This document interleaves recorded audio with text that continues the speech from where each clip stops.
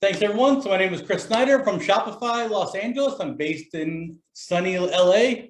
Yep, it's pretty nice out, so we'll say sunny LA today. Hope everyone's doing well. Today we're going to talk about Shopify and marketing with Shopify. I'm going to go ahead and share my screen and we're going to make sure this is all going to work. We're having a good tech day and all that kind of good thing. Just give me a little thumbs up in the chats if all that is working and you can see all of that as you should. Have the chats pulled up, maybe. Yep, have the chats pulled up so I'll be able to answer questions as that all comes. And feel free to use the chats. Say hello, there you go. John Paul, hello. Jeff, hello. Feel free to ask questions, engage, drop your Instagram, just share your business URLs, support each other, all that good stuff, get to know each other. It's a big old community, so that's all really cool and important. I also want to make sure I drop a link in here because I will 110% forget to do so.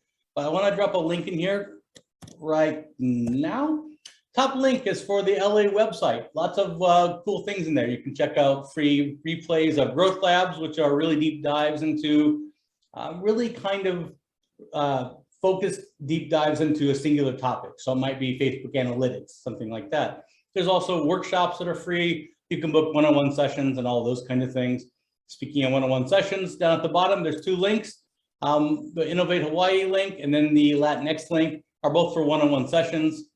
Kind of a pro tip, if you can't find one on the Innovate Hawaii link, if it's all full, no availability, check out the Latinx link. It's bilingual. The registration page may show up as Spanish, but the team there speak English and Spanish, so you can certainly do it in English as you want. But let's get started here. So getting started with Shopify marketing. Let's talk about this and see what is happening. I'll keep the chats open and we will keep this all rocking and rolling. So Shopify marketing, what are we going to talk about? Well, it would be amiss if we don't talk about marketing essentials. Anytime we're going to talk about marketing, we're going to talk about essentials. Well, what are marketing essentials? We're going to get into a little bit, but in short, before you start spending money on any kind of marketing, before you start trying to drive traffic to your site, you want to make sure things look good. I mean, if you're going to have people over to your house, you're going to clean up, right? You're going to do your dishes, you're going to make your bed, maybe dust a little bit, take out the trash, going to tidy up, make a good first impression. It's kind of the same concept. Then we're going to talk about some different types of ads because, you know, there's a lot of different ad styles, there's a lot of different types, and they all do things a little bit differently and have different objectives. So we want to make sure that we understand what types of ads are out there, how to use them. And then last, not least, we're going to talk about things through a Shopify lens in this last part and the Shopify marketing tab within your admin. So if you're using Shopify, this will apply directly to you. If you're not, some of it will, some of it won't, but feel free to ask questions regarding anything you are using, a different platform or any of those kinds of things. Cool, everyone's with me. If you need time for some coffee, snacks, you got a question, you want me to stop on the slide, dig a little bit deeper, just let me know and I will certainly pause. So with all timing, here we go. What is the benefit of using paid advertising? Well, this should be pretty common sense because we all understand that we need to do paid ads at some point. However, there's a huge misconception about paid ads. People think that paid ads are used really to drive traffic to your site. People think, I need to make sales, I need to get traffic, I'm going to do some paid ads. That's actually not the purpose of paid ads. This questions the benefits of it, but one of the misconceptions is around why to use paid advertising. And truthfully, you know, one of the things I want to clear up is that organic marketing really drives traffic to your site, right? SEO, newsletters, posting on social media, content marketing. These are the things that don't take breaks, don't call in sick. You know, they just keep working 24/7 to drive free vetted traffic to your site. That's really how you build your business and drive traffic to your site. Paid advertising is more surgical. It's more goal-oriented. I'm going to spend X number of dollars to reach this goal in this time frame. So it's a little bit of a different strategy. But there are some distinct advantages of using paid advertising that you can't necessarily get from organic marketing and that kind of thing. Now, we all are familiar with Google and Facebook and Instagram. We all love to hate them. You know, they're kind of a mixed bag, right? As a small business owner, you know, they're kind of a necessary evil, and some would say. They're kind of equal parts enemy and friend. But one thing you can't dispute are these numbers. They're huge. They are giant. In fact, Facebook, people say Facebook's dead. 60% of that 1.7 billion check into their Facebook account every single day. 7 days a week, 365 days a year, 60% of them check into it every single day. Like, how can you ignore those numbers? Even if you don't agree with the way they do business, even if you don't think that it's as user-friendly as it should be, or, you know, that maybe the algorithm isn't working in your favor, or whatever, you know, the things are that kind of you have against it, the numbers simply work in your favor. It leverages the playing field. It's the only thing that really helps take a small business and leverages that, levels that playing field against the big corporations and the Amazons and Nikes and things like that of the world. It allows you to use data and actively market and target a large portion of your target market, target audience for just a couple of dollars. And you have these on your phone, you have these on, you know, your computer, you have these readily accessible, and it's super, super easy to use. So, you know, one of the biggest benefits of paid advertising is that it's easy to use, it's affordable to use. It allows you to tap into a wealth of data at your fingertips that you wouldn't normally have in any other way. Now, with marketing essentials, we're always going to talk about these branding, right? These 4 pillars of branding. The unique selling proposition, sometimes people call them value proposition. Technically, they're a little bit different, but we're going to kind of smush them all together into one thing for this conversation. Photography and graphics, writing good copy. So the actual act of writing copywriting, not like trademarks and patents and all that. And then target audience. These 4 things really make up your core branding and your marketing essentials, your branding essentials, your fundamentals, all of that. Doesn't matter if you're brick and mortar, you're doing pop-up, you're selling an off-rep, you're selling in the park, you're selling out trunk of your car. These are the fundamentals of business. These are the foundations you build your business on. And truthfully, it's something you should revisit time and time again. Once a month, once a year, once a quarter, whatever cadence is right. But these aren't a one and done thing where you just set it, forget it, and you move on through business. These are things that evolve and grow. And, you know, time and time again, you're going to go back and check them out. So let's take a stroll through these really quick. Let's make sure that you're in good shape. Let's make sure that your branding and your marketing is nice and tight and tidy before we start talking about paid ads. Because the last thing you want to do is spend money on paid advertising, send someone to your website, and then they bounce out because your branding isn't right. Your site doesn't look good, doesn't connect with them. Photography doesn't match your target audience, or your target audience is off, for example. Last thing you want to do is waste that money. I don't want you to do that. You don't want to do that. So let's take a stroll down branding lane. Let's talk about unique selling propositions for a second. The USP, unique selling proposition, it's really what separates you from your competition. It's what makes you different. It's what makes you unique. It's what makes your brand or your service or your product different. It can be anything, truthfully. There is no real hard, fast rule of what is, you know, what qualifies as a unique selling proposition. It can be that you're a woman-owned business, Latino-owned business, Indigenous-owned business, local business, Latinx business, Black-owned business, everything's handmade. It can be the range of products, the process, the service. It can be almost anything. That being said, you know, if you're going to rely on something like free shipping or something like my return policy, you know, that's a pretty small thing, right? So you might have to dig a little bit deeper if you really want to have something that's going to be impactful. But really, any of these things are something that you're going to stake a flag in the ground and say, you know what, this is something that makes me just a little bit different. Now, we're not crazy. We know that you're not going to be the only woman-owned business in the world. You're not going to be the only person hand making a product in the world. But it's just something about you that is just a little bit different, that separates you a little bit from some of the others that your target audience cares about. And like I said, it can be almost anything, right? But there's another side to this that we're going to get to in a second. And this is really the core of this whole thing, because just being different isn't good enough. Just being unique isn't good enough. It's not just enough to be a little bit different, right? Let's say, Chris here, I'm Chris. Let's say I have a store. I have a nice store, I have a great store. And I sell handbags, nice handbags, expensive handbags. They're all made locally, they're all handmade. I make them with this really high quality Italian leather that's imported. Cool. So my unique selling proposition would be that I hand make all these bags using imported Italian leather. Cool. But so what? I mean, as a customer, so what? Why do you care? What's the benefit to you? What's the value to you, the customer? Sounds expensive. You get to pay more money. It's not really a benefit. That's not really a good thing. I mean, what does it do for you as a customer? Where's the benefit? Where's the value? Does it hang better? Does it last longer? Does it age differently? Does it increase in value? Was it blessed by virgins on a mountaintop somewhere? Like what is special about this bag that you should care about? I mean, it's nice that I chose to use imported leather, and it's nice that it's handmade. That's all nice, but how do you really explain that? Where's the education piece to that? That's the part about this that needs to make sense. You have to explain the benefit of it. It's not enough to be different. It's how is that difference beneficial or valuable to your target audience?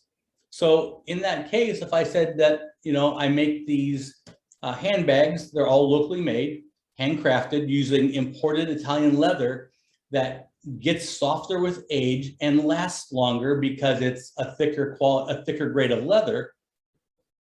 Now you have something that shows you a little bit of benefit or value to you, the customer. It goes towards validating the price, justifying the price tag. It points out a little bit of value to you, the customer. It's going to last you longer. It's going to age better. It's going to get softer the longer you have it. It makes a little more sense, right? It's not just saying it's different. So if you're going to say I'm a woman-owned business, you have to explain at some point, why should I care that you're a woman-owned business? Why should I support women-owned businesses? And this is really a great segue into these next slides. This is really where your About Us page comes in, your content comes in, your blogs come in, your Facebook comes in, social media comes in, and all these kinds of things. But when someone lands on your homepage, right here on your homepage, like a red dot, you like that? Fancy, right? Lands on your homepage here. They really have about 3 seconds subconsciously to make a decision. Am I in the right place? Is this for me? Do I care? What do you do? What do you sell? Doesn't matter to me. Is there something that's going to connect? And we shop with our eyes, right? We make a split-second decision with our eyes. Instagram, dating sites, Amazon, whatever you want to say, we largely look with our eyes first. In fact, 70% of your customers are going to skim your website before they go back and read copy. 70% of people are going to skim this. They're going to see shoes, eco-friendly, and make a decision. For me, not for me. That's it. That's all you got. That's all the time you have. And from there, they're gone. Think about it. When you get in your car, you leave your house, you go to Long's or Walgreens or Target or wherever you're going. You take 20 minutes to drive there. You park the car, you find a shopping cart, you walk around, you walk through the lot, you get inside, you sanitize up, you wipe down a little handle, you walk through the store, you get to the aisle. The thing you came to buy is out of stock. That sucks. Do you just turn around and leave? Probably not. I mean, you invested all the time getting there. You probably walk around and keep shopping, right? I mean, these stores count on that. That's the way they're built. That's the way they're designed. That's why the cashier's asking you if you want to buy a candy bar for $1 today. I mean, they're designed that way. But e-commerce isn't like that. I click the X. If I get here, it doesn't feel right, smell right, doesn't connect with me, I just click the X and I'm gone. There's no investment in time, right? So if I land here and in those 3 seconds, there's something that just doesn't grab me, I'm gone. So I need to know within 3 seconds, is this something that is different, unique, special, connects with me, resonates with me? What is it about this? I'm not going to read 5,000 words. I'm not going to read all this paragraph to see if maybe there's something in here that somehow is going to magically, be right. It's not really a thing. I don't know you. I don't know your brand. You might be an amazing person. You might have an amazing brand, but I probably just found a picture on Instagram and I clicked on it. I don't know anything about you, really. I'm not going to invest a lot of time researching it and reading a 5,000 word lecture about it. I'm going to scan it. So what do you do? What do you do that's different, and why is that difference valuable to me? Shoes, eco-friendly. Okay, I get it. Pretty simple, pretty clear. Tied that in with some great photography, great image, and it connects. Now, either that's my bag or it's not. If I'm not looking for shoes, probably out of luck. If I'm not interested in eco-friendly, but I still am interested in shoes, okay, still might work, right? If I'm not interested in shoes, I'm probably just on the wrong site, plain and simple. So that's that. But you got to really grab them right away. It's really, really important. Now, let me give you another side of the coin. Let's say instead of this image here, I had used this image. Looks great. I can sell them all this technical detail. I can give them all this information right away. Are they going to digest it in 3 seconds? Are they going to read all this in 3 seconds? Is this as effective as this? Right? You land on that right away. Skimmable, I get it. I land on this. Yeah, I see shoes and I see a lot of words, but I got to work a little harder to figure out what's happening. And again, eco-friendly doesn't really pop out. I mean, I can go in here and read recycled cotton, 100% post-consumer. Okay, 100%, right, okay. No virgin material used, but I really got to look into it a little bit more. I hate to say it, but we're all kind of lazy as consumers. We don't want to work hard. And when you go to the grocery store, do you really want to research and study and think? No, of course not. That's why the signs are big. That's why the sale signs are bright orange or bright yellow. That's why the numbers are big. That's why the aisles are marked. I mean, they make it easy for us because we're not really that, we're kind of lazy as shoppers. We don't really want to work that hard to shop. And the same thing here. We want something that's going to grab our attention and tell us right away, yep, I'm in the right place, or no, maybe I'm not. And again, if I'm into shoes, cool. But if eco-friendly is something that is part of what I'm looking for, I may not get that as quickly from this image. So just consider that. It's all about what's different about your brand or your product or your service, and then what is valuable about that difference. So if you're going to say we are a woman-owned business, Latino-owned business, indigenous business, imported Italian leather handbags, figure out a way to communicate the value of that. Now, speaking of this whole shopping with our eyes thing, it's a huge one. It's a big one. It might be one of the most important things you're going to do because it isn't just your website. This is on your social media pages, right? These are on your emails. These are everywhere that someone's going to engage with your brand. And having a strong, consistent visual message, it's crucial. It's not just important, it's absolutely crucial. If you get it wrong, the odds of getting people to click through to your site really, really drop. It becomes really, really challenging to have success this way. Now, there's a couple kinds of photography we can talk about here. We got down here, which is your traditional product photography, right? And then up here, you have what we refer to more as your lifestyle photography. Now, they do two different things. They work in two different ways. Both are equally important, and you really need to have a bit of both. The lifestyle photography, the product photography down here, that's pretty standard. You see that a lot. That really is a mental checklist. It's cerebral. It is really all about validating that purchase decision, justifying the price. Yeah, the quality looks good. Yeah, the color is nice. The shape is nice. The build quality looks good. It's like going through a mental checklist of, yep, quality's good, color's good, style is good, shape is good, size is right. Yep, looks like it's worth the 25 bucks they're asking for. That's really all it is. There's no real emotional connection in there. There's no real, psychological thing happening. It's really just a matter of, yep, all looks good. All the boxes are checked. I'm in. Sounds all right. But you move up here, and lifestyle photography does two things. One, and in the very simplest terms, it provides scale. So if I tell you a watch is 41 millimeters, that doesn't really mean much to most people. But if you see it on a wrist, that makes a little more sense. If I tell you that that sexy Italian handbag I'm selling is, 36 by 12 by 14, doesn't mean a lot to me. But if you see it hanging against someone's body, you start to understand the size and the scale and the way it hangs and the shape and things like that. So lifestyle photography can definitely give you that. In this case, a man here, the glasses, you get an idea of how big or small these glasses are, how they shape a face, the shape of them as opposed to someone's face, a human being's face, right? So you get a bit of a better idea there. But that's just scratching the surface. What really happens here is it makes an emotional connection. It makes a psychological connection. And a lot of people kind of snicker at this, but let's just go back. Let's just take a review of some marketing history here. Let's think about Let's take a Vogue magazine or a Cosmo magazine, one of those kind of women's magazines that have been around for a long time. Think about those full page ads you see. It's black and white, it's a Paris balcony, Eiffel Towers in the background shining away. There's a woman there, silk dress, pearls on, diamonds everywhere. A man's got the tuxedo, the champagne's flowing. It's just perfect romantic evening. Everything looks great. And we're all going, wow, I'd love to have that evening. And all the way in the back of the room, there's a desk. And all the way in the back corner of the desk, there's a little tiny bottle of Chanel perfume. Cool. What are they really selling you? I mean, it's Chanel. They could just put a big old bottle of Chanel and say, buy Chanel. We'd be like, okay, Chanel, we know Chanel. But what are they really trying to sell you? They're selling you the life that you want to have. They're selling you a lifestyle.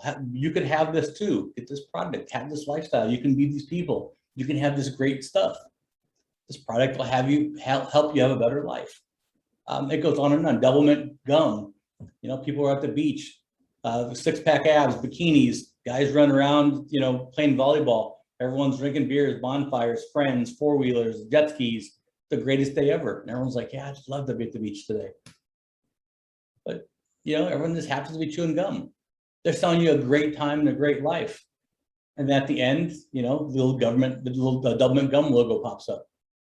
It goes back, way back. The Marlboro Man was a good example as well. I mean, it's a terrible example, but a good example. It didn't say buy cigarettes. It was be this uber masculine man, be this cowboy, be this biker, be this construction worker, have this product. Marketing psychology is one of the oldest influential ways of marketing. And it's the idea of connecting with someone psychologically. What happens is when you look at my man here and see these glasses, you go, oh, these glasses look good on him. Psychologically, in your head, yeah, they look good on him.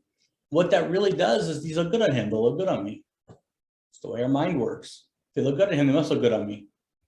Now, I know that it's not going to work that way. I know I'm not going to suddenly put on these glasses, sprout a bunch of orange hair, look cool, and get 20 years younger. I know that's not a thing, but it's the way our minds work.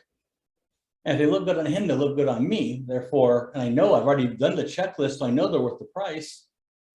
And if they're going to look good on me and they're worth the price, I'm damn near ready to buy these things. It's a powerful, powerful, powerful tool. If you ever have something, you're bored on the weekend, you want something to read, Google some marketing psychology. It's really fascinating stuff. I mean, when you walk into a grocery store, any grocery store, there's a reason you walk into the bakery. There's a reason you walk into the produce department in every single grocery store. It's strategy, it's psychology, it's planned that way. It's science, and it can be used to your advantage on your websites. Now, for me, writing copy is the hardest part of the whole deal. I can take okay pictures, I can figure out branding well enough, but writing copy is equal parts art, equal parts science. It is, by definition,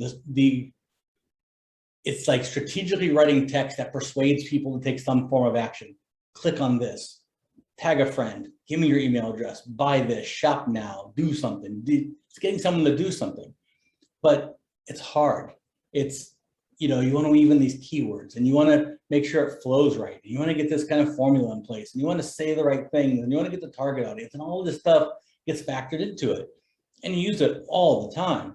Target audience, product titles, we use it for product descriptions and promotional emails and ad copy and Facebook ads and title and meta descriptions and on and on and on. We use it all the time, but it's hard and it takes practice. The good news is you get better at it. The more you know your target audience, the better you start to understand your business. The longer you're around doing it, the better at it you get. The downside is that it takes time and you have to be diligent to go back and work at it and revise it and edit it and improve it. If you just one and done it on the day one when you open that website, you open that business, that could be bumpy. But if you are diligent enough to go back and kind of, work at it again and again, update it every couple months, it'll get better. And the results are well worth it.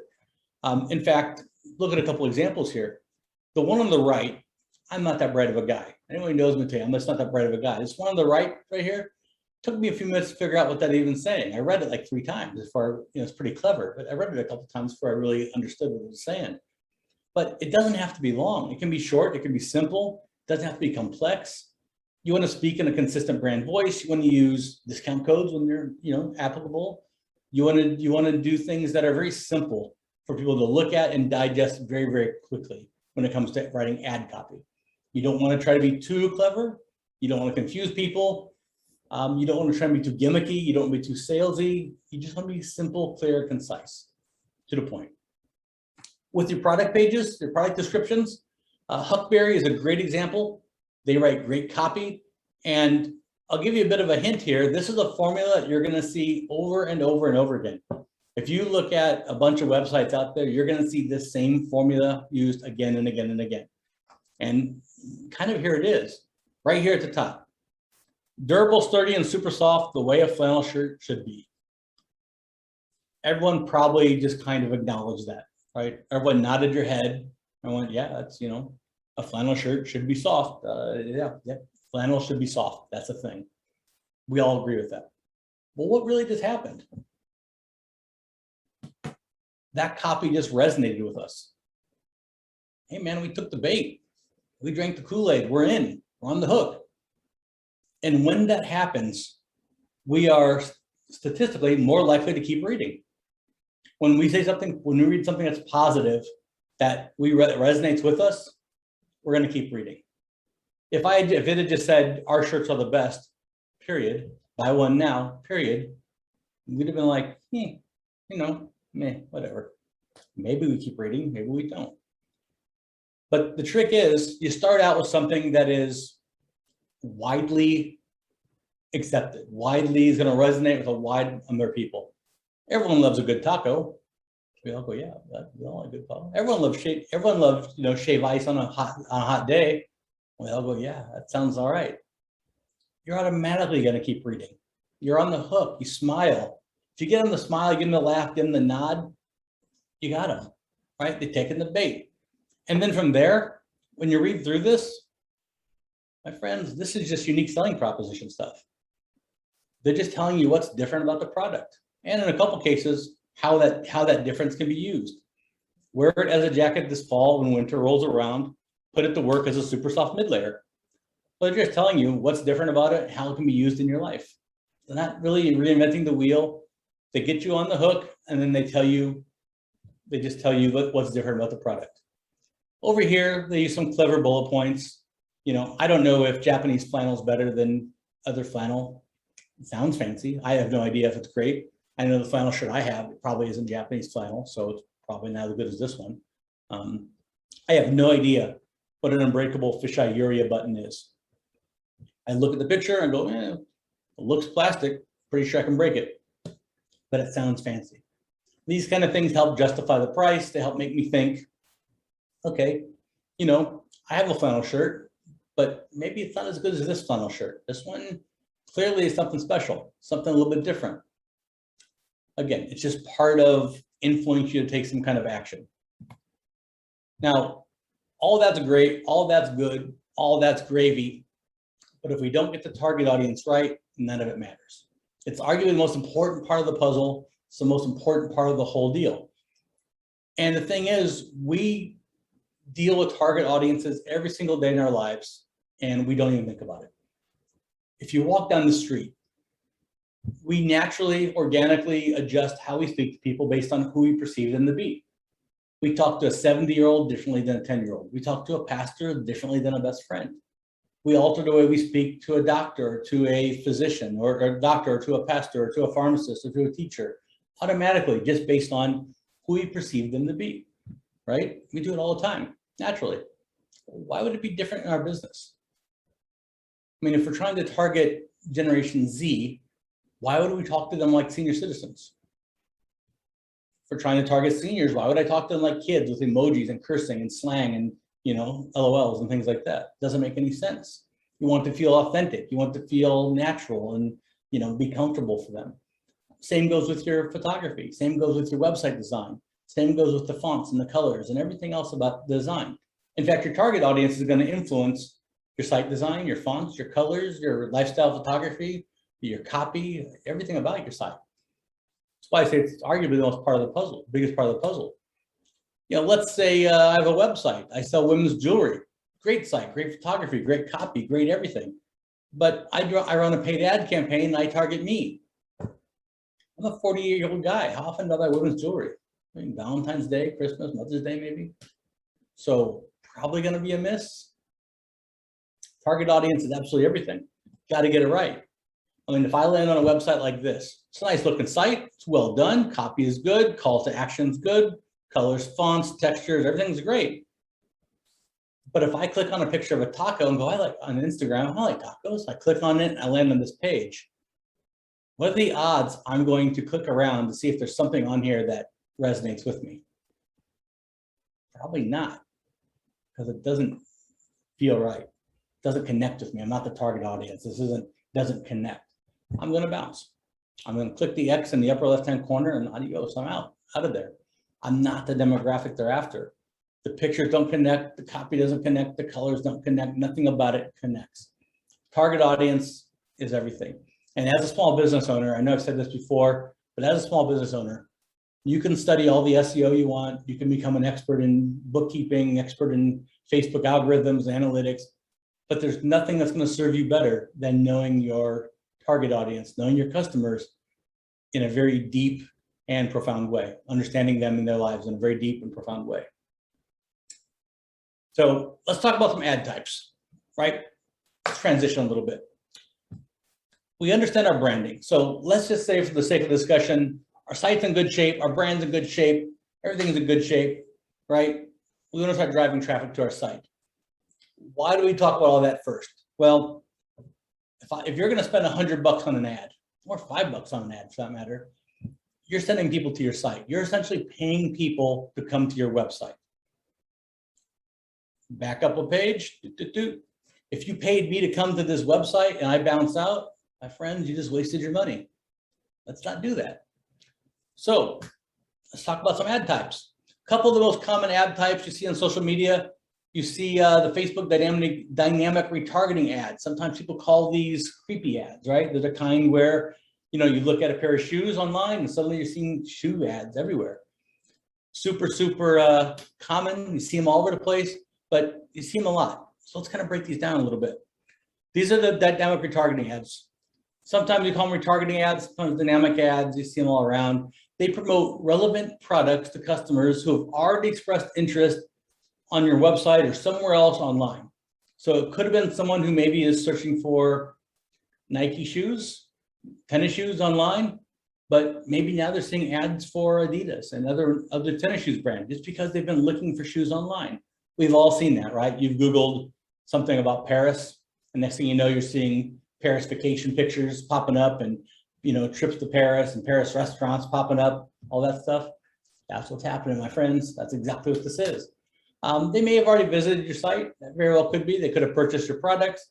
They could have followed you on Facebook, Instagram. They could have just engaged in your page, your brand, the competitors. Could have happened anywhere.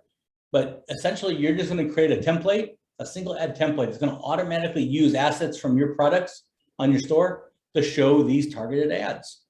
Super easy to do, super effective, super affordable, and you don't got to be a genius to do it.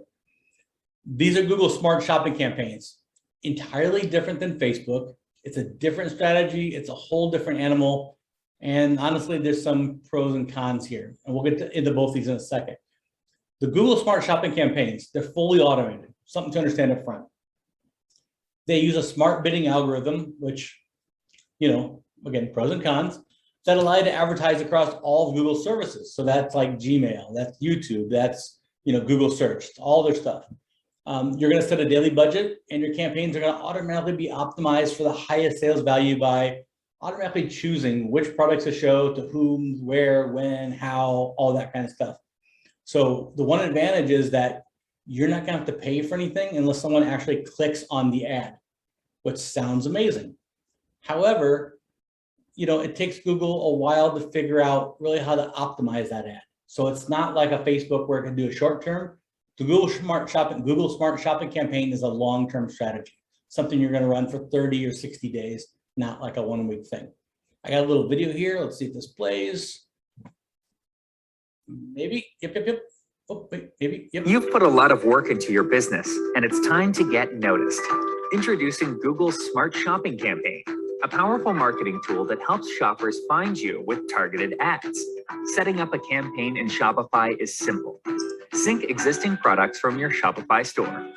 Set your daily budget and launch your campaign.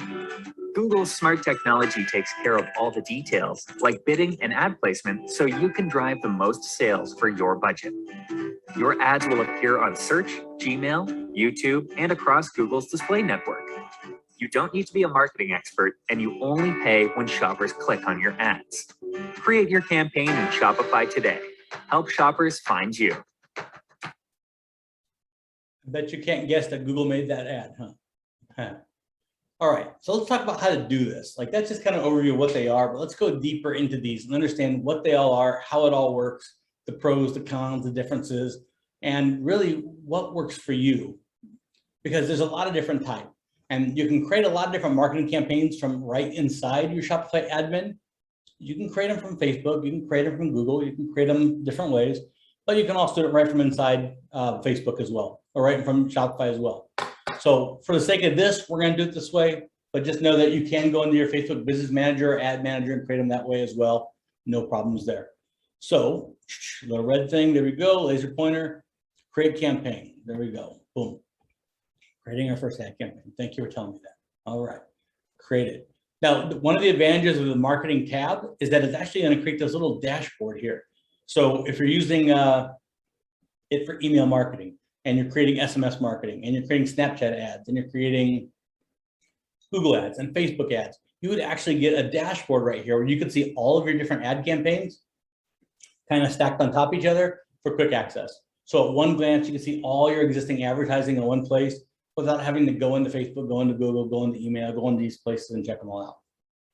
Much more convenient to manage your business. But essentially, you're just going to go to here, create campaign, and we're going to choose dynamic retargeting ad. Right there. All right. Activity details. So one thing about this, please, please, please make sure you pick a name that you're going to be able to reference next year. I see a lot of, ad one. What the hell does that mean? And next year, when you go back to look at it, how are you going to know what ad one was? Ideally, you want to make it something that you can look at year over year. So if it's going to be Black Friday 2021, well, next year you can go back and look at it and say, okay, so what did I do for Black Friday 2021 and reference it, or Mother's Day 2019, or summer ad campaign 2019, whatever it's going to be. It should be something that makes sense a year from now, 2 years from now, 3 years from now, so that you can go back and reference it, right? Makes a lot of sense. Ad text, we talked about this earlier, the act of writing copy. Short, sweet, succinct. You don't get a lot of copy space. I think you get about 30 characters total. It's not a lot. So in fact, right here you go, 33. You don't have a whole lot to work with. So be sure you are very clear, very concise, and you got to make sure you're also stating that difference of your that USP in there. If you're just saying buy it now, not so good. You'd be amazed how often I see this. These favorites are worth a look. People just leave it in there. Don't be that person. Please don't be that person. It breaks my heart. You'll be surprised. Watch for it. You'll see it from time to time. It's shocking. Going down a little further, budgets. Now, this is a biggie. So first of all, make sure you're paying attention to daily or monthly or yearly. Last thing you want to do is put $100 in there thinking that's going to be monthly, and you hit daily. That's not going to be good. You're not going to be happy about that. Another thing to know is, how many of you tried to call Facebook? Yeah, they don't even have a phone number. You can't call Facebook. If you put $100 in there and your ad doesn't do well, you can't call Mark Zuckerberg and say, hey, Mark, my ad didn't do well. Can I get $90 back? That's not really the way it works. It's just going to be a tough time for the family at dinner tonight. So my advice, do what's right for you, but be conservative. Start small. Unless you have a lot of reason to believe that this ad will really be successful, maybe start with $5, start with $3, start small, test the waters. If you have success, go back in a little more aggressively.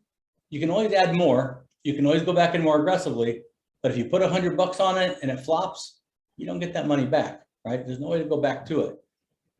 Next up, start date, start time, right? You can obviously schedule this in advance.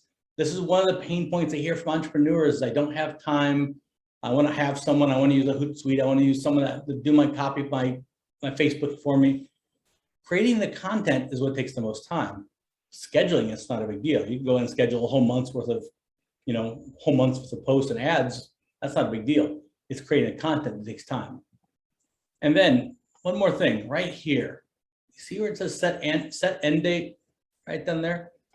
What do you think happens if you don't have that box checked? They will just run that ad until your credit card is dry. And then when you make that payment, they'll just run that ad some more. And they'll run it until the credit card's dry again. They'll just keep running that bad boy until you go in and check that box and set an end date. So please make sure that is there. I don't want anyone to go through a financial situation where, you've just spent $5,000 on an ad you didn't mean to spend it on. So please, please, please make sure you check that box, right? Be careful. Up here as well, you have desktop and mobile views. I would always encourage you to check on both. A lot of people are going to be seeing this on a mobile view. So always double check. Make sure it looks good on a mobile. Make sure it looks good on a desktop. If you're not sure, show a friend. Sleep on it. Go up to finish later.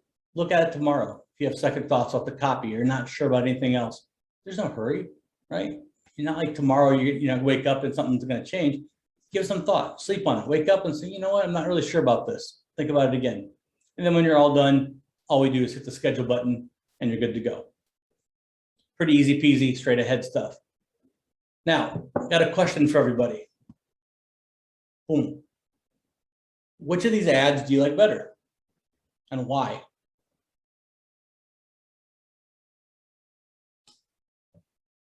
Always curious about this one.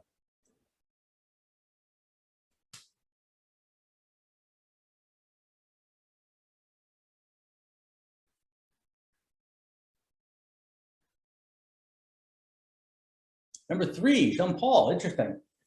Or 1. Hey, Gina, yep, the recording is going to be shared. Yep, no worries. Number 3. Number 2.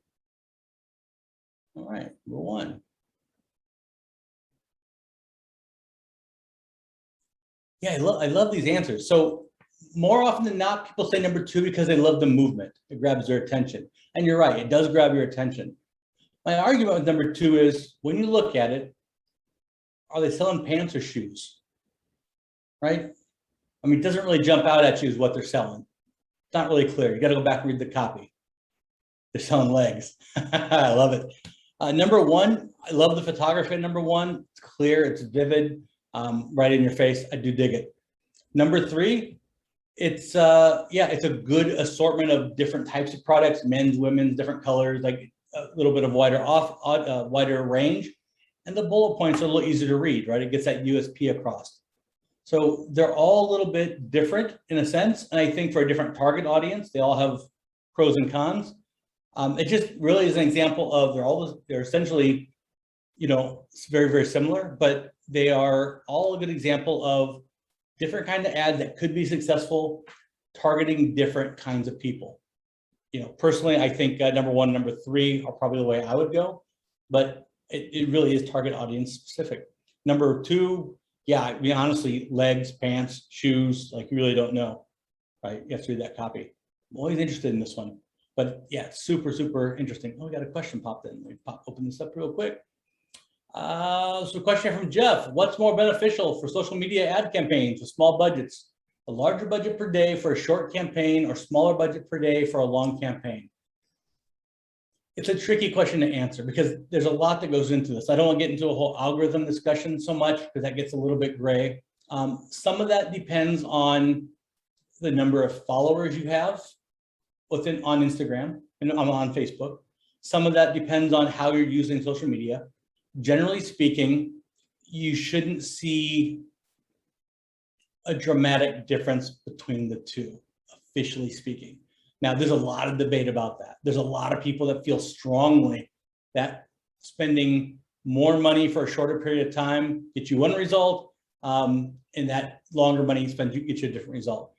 I've never personally seen a lot of evidence one way or the other. I've never seen a lot of influence one way or the other. What I have seen is that people who have 500 to 1,000 followers or more get a lot better results from the algorithm with the per dollar spent on Facebook ads. I'm assuming we're talking about Facebook ads here, regardless whether it's short-term or long-term. Now, let me qualify that. If you're talking about putting $5 a day on for one day, or $50 a day for 1 day, 2-day ads, those really, really short-term ads, yeah, that's a whole different conversation. Or if you're talking about really extended campaigns, 30-day campaigns and things like that, that's a very different conversation. But if you're talking about 3-day ads versus 7-day ads, $10 versus $50, I think the difference actually comes in the number of followers you have and how the algorithm perceives who it's going to show it to, more so than the amount of money you're putting on there.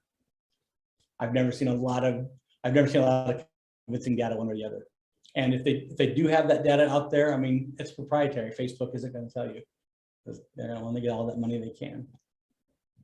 I know that's really a non-answer answer, isn't it? I'm really sorry. So let's talk about creating an ad campaign a little bit with Google. Now, Google is an interesting one. And actually, to Jeff's question, Google is very, very different in this sense, that Google is going to be a longer campaign, and Google is very much going to be set it, forget it, step away from it, and let it kind of do its deal. It's not everyone's cup of tea. It requires a lot more trust. It requires stepping back and really trusting Google to do what it does for your business. Same as before, we create that automation, boom, there we go. Now, activity name, we talked about that before, something you're going to remember. You can reference year over year, no problem. Google has a $5 recommended budget for a daily budget. You can do more, but they recommend $5. Now, there's a couple things you got to know about this. They pop this up here and get caught up there. All right, boom, there we go. And then we publish it, right? Pretty straight ahead. Now, there's a couple things we got to know. That's all you do. They pick the picture, they pick the product, they pick who you're going to show it to, they pick the time, the day, they pick everything. Here's what you got to know. Here's the nitty gritty of this right here. So campaign budget billing. If your daily budget is $10, Google may choose to spend $5 one day and $15 the next day. They're going to spend your money however the hell they feel like spending it, right? Campaigns are going to run until paused. Super important to know right here. Essentially, these campaigns are going to keep running and keep running and keep running until you go in and pause it. Really important to remember. It takes about 30 days for Google to rank and optimize your products. So minimum 30 to 45 days before you even start seeing results from the campaign. So I would personally probably plan this as a 60-day campaign, 45 to 60 days. And again, you're only going to pay on it if someone clicks. If they don't click, you don't pay. So you're not really out any money in that sense, but it is a long-term strategy in that sense. A couple other things to consider. There's not a lot of analytics. I mean, Facebook has great analytics, right? You can dig in deep, you have pixel, you have tons of things. With Google, there's not a lot of analytics in there. You can Google Analytics, that's really it. You don't have the ability to really go in and dig in deep into the ad campaign, see what they're doing, who they're doing it with, where they're showing things, who they're showing it to, any of that stuff. You don't really have that ability, which is a bit of a drag. You're really trusting Google to show the right product to the right person at the right time. Google, they test it, they show it on multiple platforms and multiple people. They keep optimizing it. They keep trying to figure out the best placement for sales to the right people at the right time. So your products might appear on, YouTube or Google Search or Display Network or Gmail. I mean, have you ever clicked on a product on Gmail? Like, is that a thing? People do that? But it could very much show up there.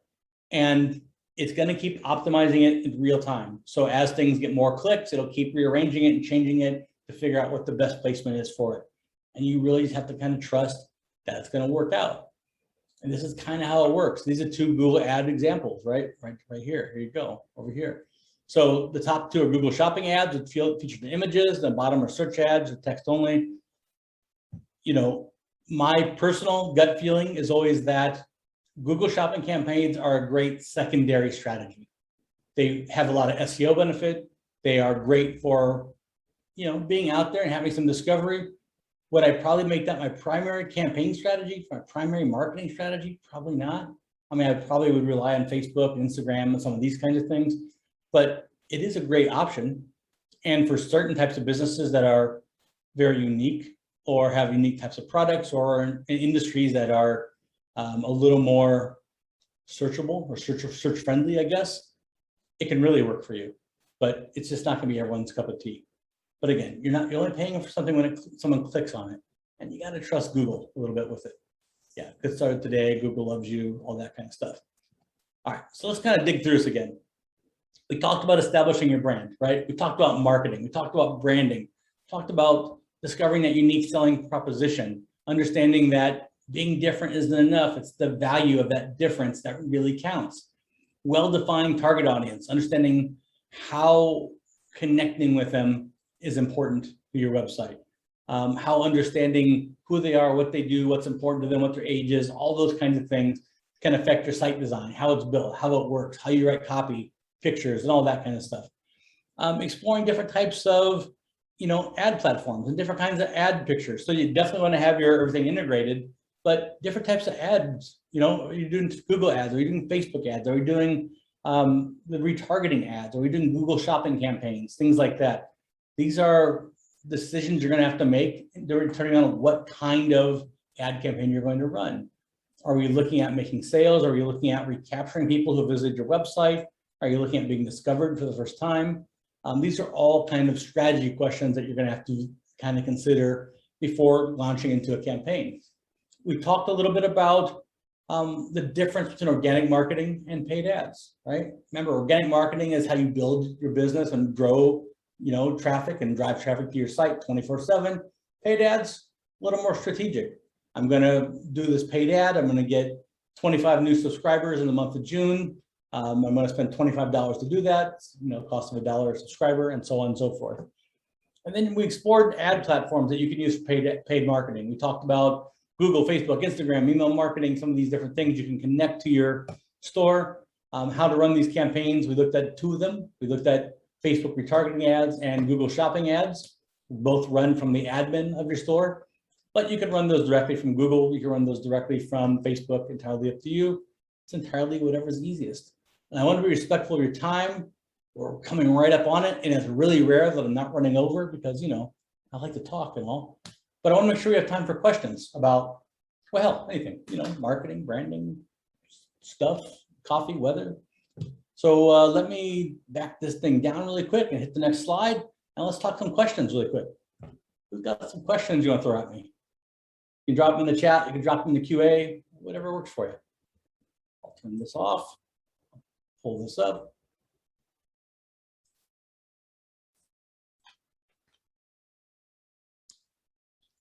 I think I've told Nicole before, this is the part that makes me really nervous. So everybody's either typing fiercely and I'm about to get hit with like 70 questions at one time, or everybody's really, really happy. It was a great job and nobody has anything to say. It's always one or the other.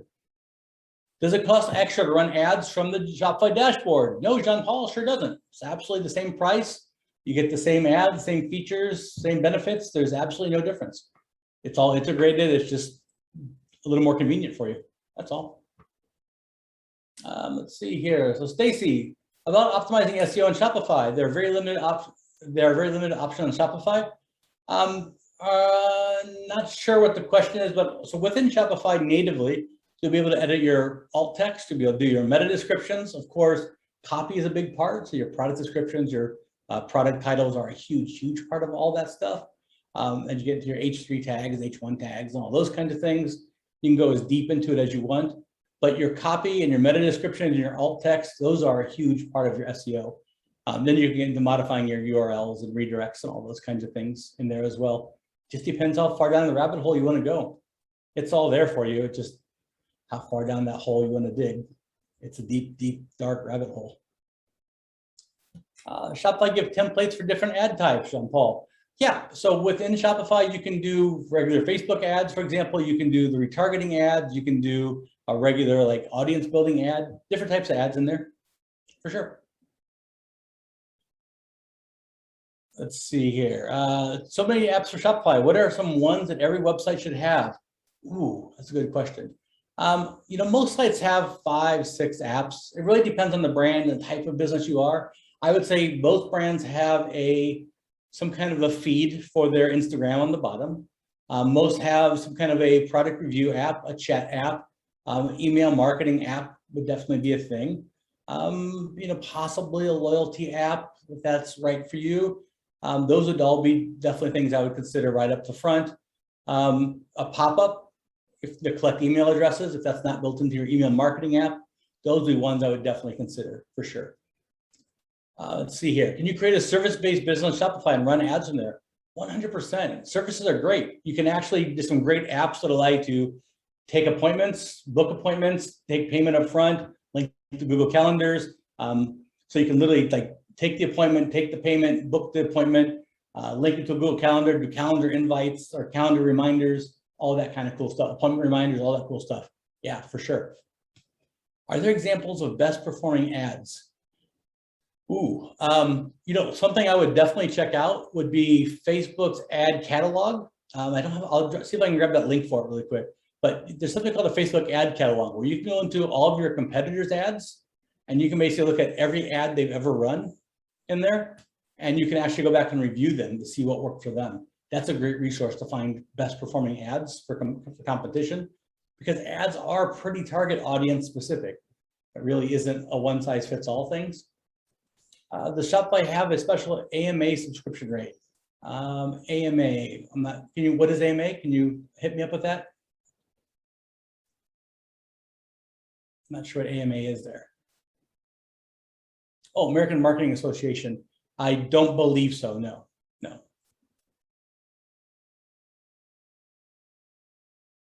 Yeah, the Facebook ads library, if I'll look for it here really quick. If I don't find it, then I will either send it, we can include it in a follow-up email as well.